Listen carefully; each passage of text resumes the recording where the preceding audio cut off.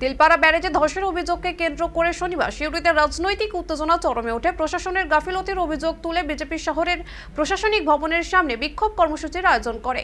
দলীয় কার্যালয় থেকে মিছিল শুরু হয়, যা প্রশাসন ভবনের সামনে পৌঁছলে মুখ্যমন্ত্রী মমতা বন্দ্যোপাধ্যায়ের ছবিতে কালি লাগিয়ে প্রতিবাদ জানায় বিজেপি কর্মীরা। ঠিক সেই সময় সেখানে হাজির হন তৃণমূলের সিউড়ি পুরসভার চেয়ারম্যান ও তার অনুগামীরা। শুরু হয় বচসা, এরপর ধাক্কাধাক্কি, পরিস্থিতি দ্রুত উত্তপ্ত হয়ে ওঠে। খবর পেয়ে ঘটনাস্থলে বিশাল পুলিশ বাহিনী পৌঁছায় এবং লাঠি চার্জ করে পরিস্থিতি সামাল দেয়। আটক করা হয় একাধিক বিজেপি কর্মীকে। সবচেয়ে চাঞ্চল্যকর ঘটনা ঘটে যখন বিজেপির বীরভূম জেলা সভাপতি ধ্রুব সাহাকে চ্যাংদোলা করে থানায় নিয়ে যায় পুলিশ। এই ঘটনার তীব্র প্রতিক্রিয়া জানিয়েছে রাজ্য বিজেপি নেতৃত্ব। তাদের অভিযোগ, শান্তিপূর্ণ কর্মসূচিতে তৃণমূল ইচ্ছাকৃতভাবে হামলা চালিয়েছে। অপরদিকে তৃণমূলের পাল্টা দাবি, মুখ্যমন্ত্রীর ছবি বিকৃত করে বিজেপি পরিকল্পিতভাবে অশান্তি ছড়াতে চেয়েছিল।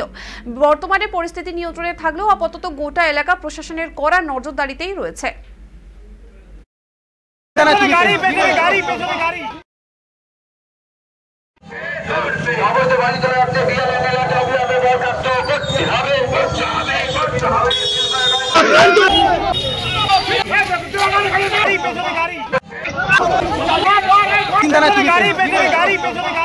তিলপাড়া ব্রিজ রিপেয়ারের জন্য আর আজকে সেই টেন্ডারের পরে কয়েকদিন ধরে আমরা দেখলাম কয়েকটা কংগ্রেস আর জেসিবি কে নিয়ে বালিগুলো উল্টো পাল্টা করলো আর টাকাটা শেষ হয়ে গেল।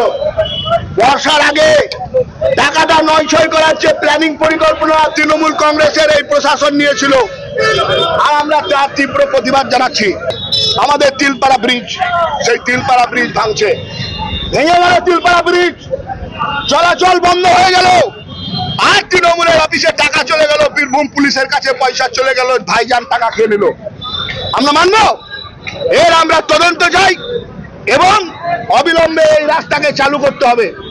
সাঁইথিয়া দিয়ে রাস্তায় গাড়ি যাচ্ছে, আর সাঁইথিয়া তৃণমূল যেভাবে টাকা তুলছে সেই টাকা আমরা তুলতে দেবো না। যদি এখানে যে যতদিন রিপেয়ারিং না হবে ওখানে যদি গাড়ির টাকা তোলা হয় তাহলে আমরা বীরভূমকে অচল করে দেবো। এখানকার যারা বিজেপি কর্মীরা আছে তারা পদত্যাগ করার সঙ্গে সঙ্গে আমাদের মাননীয় মুখ্যমন্ত্রী এখানে ছবি লাগানো আছে, আমার এমএলএ সাহেব দিয়েছে, আমি দিয়েছি, সেই ছবিকে প্রত্যেকবার এরা কালি লাগিয়ে দেয়। এটা কি ভদ্রতা? আমি বলতে গেলাম যে আপনাদের যে প্রেসিডেন্টকে যে এরকম বলছে না আমরা লাগাবো, এটা অশৃঙ্খল মানে পার্টি বলছে না আমরা এরকম প্রত্যেকবার লাগাবো, পুরো বাংলাকে খালি লাগিয়েছে। এবার কিন্তু আমরা এবার চুপ থাকবো না। পৌরসভা থেকে আমি যা এফআইআর করেছি, আমার 2-1 জন উন্নেট হয়েছে। তো আগামী দিনে আমার যে কর্মীরা যা আছে তৃণমূলের, আমার স্টাফকে 2 জনকে অ্যাড দিয়েছি। বিজেপির লোকেরা আমাকে তো হ্যাসেল করার চেষ্টা করছিল, যাও কেউ আটকিয়েছে। তো আগামী দিনে কিন্তু আমরা চুপ থাকবো না। কতজনের নামে আপনারা অভিযোগ করছেন? যাক, এখন আমরা যতজনকে চিনতে পেরেছি আমরা এফআইআর করছি, এরপরে আমরা প্রশাসনের কাছে যাবো।